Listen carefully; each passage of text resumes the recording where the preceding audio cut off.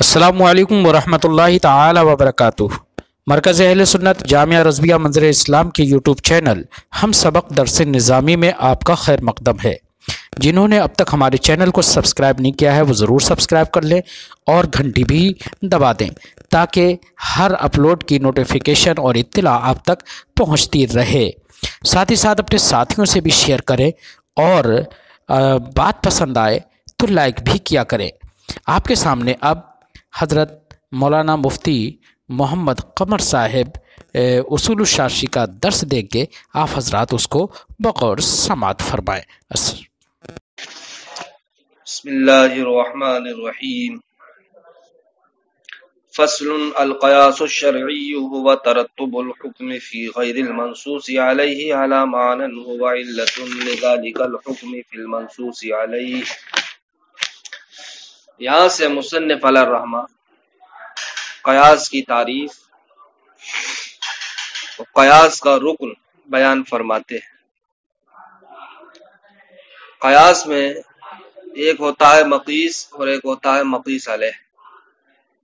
جس چیز کو قیاس کیا جاتا ہے اس کو کہتے ہیں مقیس، جس پر قیاس کیا جاتا ہے اس کو کہتے ہیں مقیس علیہ۔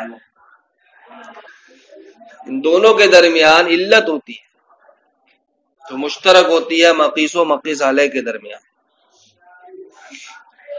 ان باتوں کو ذہن میں رکھنے کے بعد اب آپ قیاس کی تعریف کو ملاحظہ کریں۔ قیاس شرعی کہتے ہیں کہ حکم کو غیر منصوص علیہ میں ترتیب دینا ہے، حکم کو غیر منصوص علیہ میں ترتیب دینا ہے ایسے معنی کی وجہ سے جو معنی علت ہے اس حکم کی، کہاں پر؟ منصوص علیہ میں، منصوص علیہ۔ قیاس ہم وہی کرتے ہیں جہاں پر کوئی نص نہیں ہے، اس لیے کہ ماقبل میں ہم نے ایک فصل کے ذریعے سے جانا تھا قیاس حجت شرعیہ اسی وقت بنتا ہے جبکہ اس کے اوپر کی دلیل کیا ہو؟ مفقود ہو۔ کوئی دلیل نہ ہو تب ایسی صورت میں قیاس کیا بنتا ہے؟ دلیل بنتا ہے۔ یہ ماقبل کی ایک فصل میں آپ نے پڑھا کہ جب کوئی دلیل نہ ہو قیاس سے اوپر کی تب ایسی صورت میں قیاس کیا بن جاتا ہے؟ دلیل بن جاتا ہے۔ لہذا قیاس ہم جس بھی چیز میں کریں گے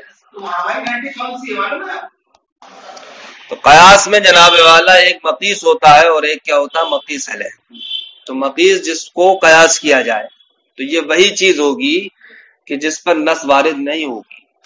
اب ہم مقیس کو یہ کہہ سکتے ہیں غیر منصوص علیہ۔ مقیس کو کیا کہہ سکتے ہیں؟ غیر منصوص علیہ۔ مقیس کو غیر منصوص علیہ ہم کہہ سکتے ہیں۔ تو اب قیاس شرعی کی تعریف کیا؟ حکم کو ترتیب دینا غیر منصوص علیہ میں، حکم کو ترتیب دینا غیر منصوص علیہ میں۔ کس وجہ سے جناب والا؟ ایسے معنی کی وجہ سے جو معنی علت ہے اس حکم کی، ہم نے حکم کہاں پہنچا دیا ہے؟ غیر منصوص علیہ میں۔ کس کی وجہ سے پہنچایا ہے؟ علت کی وجہ سے۔ سمجھے؟ اب یہ علت کیا ہے؟ یہ وہی علت ہے کہ جس نے حکم کو منصوص علیہ میں پہنچایا ہے۔ اب آپ الفاظ بدل کر یوں کہہ لیجئے کہ منصوص علیہ میں حکم کی جو علت تھا وہی علت بن جائے غیر منصوص علیہ میں، وہی علت بن جائے غیر منصوص علیہ میں، اس کو کہتے ہیں قیاس۔ کہ قیاس شرعی کہتے ہیں کہ حکم کو ترتیب دینا یعنی حکم کو پہنچانا ہے کہاں پر؟ غیر منصوص علیہ میں، ایسے معنی کی وجہ سے جو معنی علت ہے اس حکم کا کہ جو حکم کہاں پر ہے؟ منصوص علیہ میں ہے، جو حکم منصوص علیہ میں ہے۔ اب تعریف واضح ہو گئی۔ قیاس شرعی کس کو کہتے ہیں؟ کہ حکم کو غیر منصوص علیہ میں ترتیب دینا ہے ایسی علت کی وجہ سے کہ جو علت اس جو ایسے معنی کی وجہ سے جو معنی علت ہے اس حکم کی منصوص علیہ میں، جو معنی علت ہے اس حکم کی منصوص علیہ۔ یہاں پر قیاس کے ساتھ شرعی کی قید لگا کر جناب والا قیاس لغوی، قیاس عقلی وغیرہ کو کیا کر دیا ہے؟ خارج کر دیا ہے۔ یہاں پر قیاس لغوی مراد نہیں ہے، نہ ہی قیاس عقلی مراد ہے، بلکہ یہاں پر کون سا قیاس مراد ہے؟ قیاس شرعی مراد ہے۔ تو وہ قیاس شرعی کس کو کہا جاتا ہے؟ ہوا ترتب الحکم فی غیر المنصوص علیہ، حکم کو ترتیب دینا ہے غیر منصوص علیہ میں، اعلی معنی ایسے معنی کی وجہ سے، ہوا علت جو معنی علت ہو لذالک الحکم، اس حکم کی فی المنصوص علیہ قائم ہے منصوص علیہ۔ ثم انما یعرف، یہاں سے جناب والا یہ بتاتے ہیں کہ قیاس میں علت ہوتی ہے، اس علت کی وجہ سے اصل کا حکم کہاں تک پہنچتا ہے؟ فرع تک پہنچتا ہے، اصل کا حکم فرع تک پہنچتا ہے۔ اب اس کا علت ہونا ہمیں کائے سے پتہ چلے گا؟ ہم تبھی تو کسی چیز کو کسی پر قیاس کر سکتے ہیں جبکہ علت ہونا ہمیں معلوم ہو۔ اب علت ہونا کن کن چیزوں سے پتہ چلے گا اس کی وضاحت مصنف علیہ الرحمہ فرماتے ہیں کہ علت ہونا ہمیں کتاب اللہ سے پتہ چلے گا، کسی شے کا علت ہونا سنت رسول کے ذریعے سے پتہ چلے گا، کسی شے کا علت ہونا اجماع کے ذریعے، اجتہاد کے ذریعے، استنباط کے ذریعے سے پتہ چلے گا۔ ان مذکورہ چیزوں کے ذریعے سے ہمیں کسی شے کا علت ہونا معلوم ہو جائے، ہر ایک کی وضاحت مصنف علیہ الرحمہ آگے چل کے بالتفصیل فرمائے۔ ثم انما يعرف كون المعنى علة بالكتاب وبالسنة وبالاجماع وبالاجتهاد وبالاستنباط، پھر جناب والا یہ کہ اس معنی کا علت ہونا یہ کتاب اللہ سے جانا جائے گا، وبالسنت اور جناب والا سنت رسول سے جانا جائے گا، وبالاجماع اور اجماع کے ذریعے سے جانا جائے گا، وبالاجتهاد اور اجتہاد کے ذریعے سے جانا جائے گا، وبالاستنباط اور استنباط کے ذریعے سے جانا جائے گا۔ فمثال العلة المعلومة بالكتاب كثرة الطواف فإنها جعلت علة لسقوط الحرج في الاستئذان في قوله تعالى ليس عليكم ولا عليهم جناح بعدهن طوافون عليكم بعضكم على بعض۔ یہاں سے مصنف علیہ الرحمہ ایسی معنی کی مثال پیش فرماتے ہیں کہ جس کا علت ہونا کتاب اللہ سے معلوم چلتا ہے، جس کا علت ہونا کتاب اللہ سے معلوم چلتا ہے۔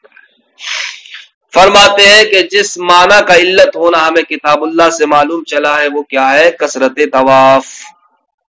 کثرت طواف کیا ہے؟ یہ علت ہے۔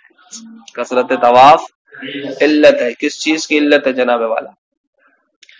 اجازت کو طلب کرنے میں حرج کو ساقط کرنے کے لیے، اجازت کو طلب کرنے میں حرج کو ساقط کرنے کے، بات ابھی واضح نہیں ہوگی، اب واضح ہوگی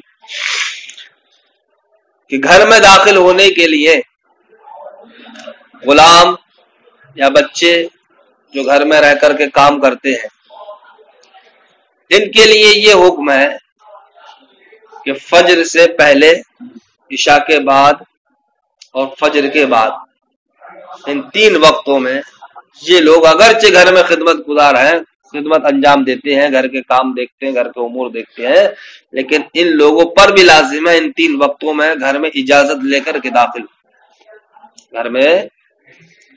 کیوں؟ اس لیے کہ یہ تین وقت وہ ہوتے ہیں جس میں انسان آرام کرتا ہے، اور آرام کرتے وقت انسان یہ نہیں ہے کہ ہر چیز پہنتا ہے، گرمی لگتی ہے تو کرتا وغیرہ سب اتار دیتا ہے، کبھی ایسا ہوتا ہے کہ انسان سو رہا اس کو خبر ہی نہیں ہے کہ میرا تہمت کھل چکا ہے۔ تو یہ وہ وقت ہے کہ جس میں انسان اپنے آپ کو دوسرے کو ایک دم دکھانا پسند نہیں کرتا، اس لیے شریعت مطہرہ نے یہ حکم نافذ کر دیا ان تین وقتوں میں اگرچہ تم گھر ہی میں رہتے ہو، گھر کے خدمت گزار ہو، خادم ہو، لیکن تم کو اجازت طلب کرنا ہے، اس لیے کہ انسان ان تین وقتوں میں اپنے آپ کو ایک دم دوسرے پر ظاہر نہیں کرتا ہے۔ کیوں؟ اس لیے کیا پتا وہ کس پوزیشن ہے۔ لیکن ان تین وقتوں کے علاوہ میں شریعت مطہرہ نے خادموں کو یہ اجازت دی ہے کہ وہ بغیر اجازت گھر میں داخل ہو سکتے ہیں، بغیر اجازت گھر میں داخل ہو سکتے ہیں۔ کیوں؟ اس لیے بغیر اجازت گھر میں داخل ہوں گے کہ خادم رکھے کیوں گئے بھائی؟ گھر کی ضرورت پوری کرنے کے لیے۔ اب جناب والا گھر کی ضرورت ہے ان سے وابستہ ہے، ہماری ان سے، ان کی ہم سے ضرورتیں وابستہ ہیں، تو اب جناب والا وہ بار بار اجازت ہی میں لگے رہے، ہم بار بار اٹھ کے دروازہ کھولتے رہے، دیکھے کون آیا بھائی کون آیا، تو اس میں حرج ہوگا نہیں ہوگا؟ ان کا بھی کام وقت پر نہیں ہو پائے گا، وقت بڑھے گا، اس دروازے پہ کھڑے رہیں گے، اتنی دیر میں وہ اپنا کام کر کے نکل جاتے۔ تو دیکھیے ان تین وقتوں کے علاوہ میں بھی اگر ہم اجازت طلب کرنے کو لازم کر دے خادموں پر غلاموں پر، تب ایسی صورت میں حرج ہے۔ اس حرج کو ساقط کرنے کے لیے اللہ رب العزت نے ان 3 وقتوں کے علاوہ میں یہ اجازت دے دی ہے کہ جناب والا کثرت طواف کی بنیاد پر اجازت طلب نہیں کریں گے، آپ اجازت طلب نہیں کریں گے۔ اس لیے کہ کثرت طواف کا مطلب کیا ہے؟ جو گھر میں زیادہ چکر لگاتے ہیں، گھر میں جو زیادہ آنا جانا کرتے ہیں، وہ ہے کثرت طواف سے مراد۔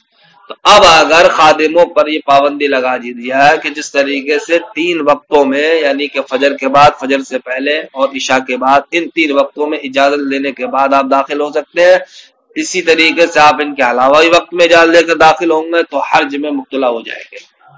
اسی حرج کو ساقط کرنے کے لیے جناب والا کثرت طواف کو کیا بنا دیا گیا؟ علت بنا دیا گیا۔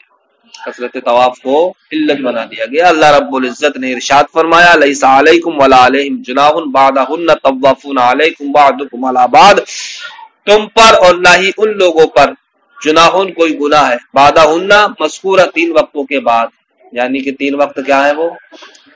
فجر سے پہلے، فجر کے بعد اور عشاء کے بعد۔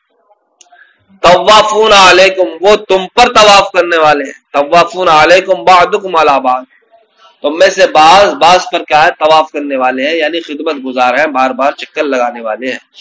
تو یہاں پر دیکھیے اللہ رب العزت نے اس آیت کریمہ میں جو اجازت طلب کرنے کو ثابت کیا ہے، اس کے لیے علت کس کو بنایا ہے؟ طوافون علیکم بعضکم علی بعض، کثرت طواف کو بنایا۔ تو اس آیت کریمہ سے ہم کو پتہ چلا کہ کثرت طواف کیا یہ علت ہے، کس چیز کے لیے علت ہے؟ اجازت کو طلب کرنے میں حرج کو ساقط کرنے کے لیے، اجازت کو طلب کرنے میں حرج کو ساقط کرنے کے لیے کثرت طواف کیا ہے؟ یہ علت ہے۔ ٹھیک، تو کثرت طواف کا علت ہونا ہمیں کتاب اللہ سے معلوم چلا نہیں چلا بھائی؟ اسی کو نبی کریم صلی اللہ تعالی علیہ وسلم نے علت بنا لیا جناب والا بلی کے جھوٹے کے ناپاک کے حرج کو ساقط کرنے کے لیے۔ اس لیے کہ بلی بھی جناب والا ایسی جانور ہے، ایسا جانور ہے جو گھر میں بار بار آتا جاتا ہے، گھر سے مانوس ہوتا ہے وہ۔ اب اگر بلی کا جھوٹا ناپاک کہہ دیا جائے تو اب اس میں لوگ کیا ہو جائیں گے؟ حرج میں مبتلا ہو جائیں گے۔ تو اسی حرج کو ساقط کرنے کے لیے نبی کریم صلی اللہ تعالی علیہ وسلم نے کثرت طواف کو کیا بنا دیا؟ علت بنا دیا، اور ارشاد فرمایا کہ بلی کا جھوٹا ناپاک نہیں ہے، بلی کا جھوٹا، اس لیے کہ اگر بلی کے جھوٹے کو ناپاک قرار دے دیا جائے تو اس میں لوگ کیا ہو جائیں گے؟ حرج میں مبتلا ہو جائیں گے۔ تو اسی حرج کو ساقط کرنے کے لیے سرکار نے کثرت طواف کو علت بنا دی۔ تو دیکھیے جو جس کو علت بنایا اللہ رب العزت نے آیت کریمہ میں کثرت طواف کو، اسی کو نبی کریم صلی اللہ تعالی علیہ وسلم نے بلی کے جھوٹے کے مسئلے میں کیا بنا دیا؟ علت بنا دیا۔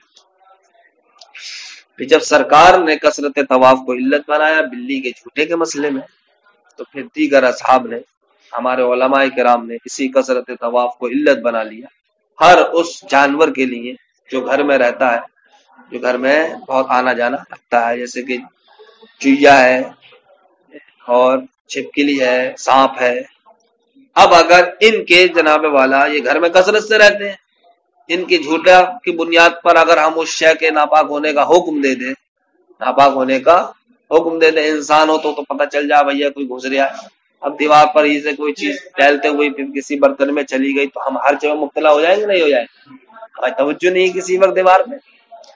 تو اب یہ جانور ایسے ہیں جو گھر میں کثرت سے رہتے ہیں، اب اگر ان کا جھوٹا ناپاک قرار دے دیا جائے تو لوگ کیا ہو جائیں گے؟ حرج میں مبتلا ہو جائیں گے۔ تو اسی حرج کو ساقط کرنے کے لیے علماء کرام نے کثرت طواف کو علت بنا دیا کہ جناب والا کہ چھپکلی کا جھوٹا اور چوہے کا جھوٹا اور سانپ وغیرہ کا جھوٹا بھی ناپاک نہیں ہو۔ علت کیا ہے اس کی؟ کثرت طواف۔ دیکھیے فَمِثَالُ الْعِلَّةِ الْمَعْلُومَةِ بِالْكِتَابِ كَثْرَةُ الطَّوَافِ، تو اس معنی کی مثال کہ جس کا علت ہونا کتاب اللہ سے معلوم ہوا ہے کیا ہے، وہ کثرت طواف ہے۔ فَإِنَّهَا جُعِلَتْ عِلَّةً لِسُقُوطِ الْحَرْجِ فِي الْإِسْتِئْذَانِ، اس لیے کہ شریعت مطہرہ نے کثرت طواف کو علت بنایا ہے اجازت طلب کرنے میں حرج کو ساقط کرنے کے لیے۔ فی قولہ تعالی، اللہ رب العزت کا فرمان ہے لیس علیکم ولا علیہم جناح بعدہن طوافون علیکم بعضکم علی بعض، ثم اسقط رسول الله صلی اللہ تعالی علیہ وسلم حرج نجاست سور الحرة بحکم هذه العلت. پھر نبی کریم صلی اللہ تعالی علیہ وسلم نے بلی کے جھوٹے کی نجاست کے حرج کو ساقط کر دیا ہے بحکم هذه العلت، اسی علت کے حکم کی وجہ سے. کون سی علت؟ کثرت طواف. فقال علیہ السلام، اس لیے کہ نبی کریم صلی اللہ تعالی علیہ وسلم نے ارشاد فرمایا الحرة لیست بنجست، کہ بلی ناپاک نہیں ہے، یعنی کہ بلی کا جھوٹا ناپاک نہیں ہے. کیوں؟ فإنها من الطوافین علیکم والطوافات، اس لیے کہ بلی ایسا جانور ہے جو تم پر کثرت سے آنے جانے والا ہے، چکر لگانے والا ہے. فقاس اصحابنا، تو ہمارے اصحاب نے بھی جناب والا قیاس کر لیا، جمیع ما یسکن فی البیوت، ان تمام چیزوں کو جو گھروں میں رہتی ہیں، کالفارتی جیسے کہ چویا، والحیتی اور جیسے کہ سانپ، کائے پر قیاس کر لیا علی الحرۃ، بلی پر. کیوں؟ بعلت الطواف، جس طریقے سے بلی میں کثرت طواف علت پائی گئی، تو یہی تو علت جناب والا چویا میں بھی پائی جاتی ہے، سانپ میں بھی پائی جاتی ہے، یہ بھی کثرت طواف میں سے ہے. لہذا اس علت کے مشترک ہونے کی وجہ سے جہاں جہاں وہ علت پائی جائے گی وہاں وہ حکم پایا جائے گا. تو دیکھا جناب والا یہاں تک آپ اس علت کی بنیاد پر اب حکم کا دائرہ بڑھ لیا نہیں بڑھ رہا ہے. دیکھو جو کتاب اللہ سے ہمیں علت ملی اسی کے ذریعے سے سرکار نے کیا کر دیا، بلی کے جھوٹے کو پاک قرار دیا. تو اسی علت کے ذریعے ہمارے اصحاب نے سانپ چویا وغیرہ جھوٹے کا پاک قرار دیا. تو پتہ چلا ہمیں کہ قیاس کا جو دار و مدار ہے، جو قیاس کا رکن ہے، وہ کون سی شے ہوتی ہے؟ علت ہوتی ہے. اب کسی بھی معنی کا علت ہونا یا تو کتاب اللہ سے معلوم چلے گا، جس طریقے سے آپ نے آج ملاحظہ کیا. السلام علیکم ورحمۃ اللہ.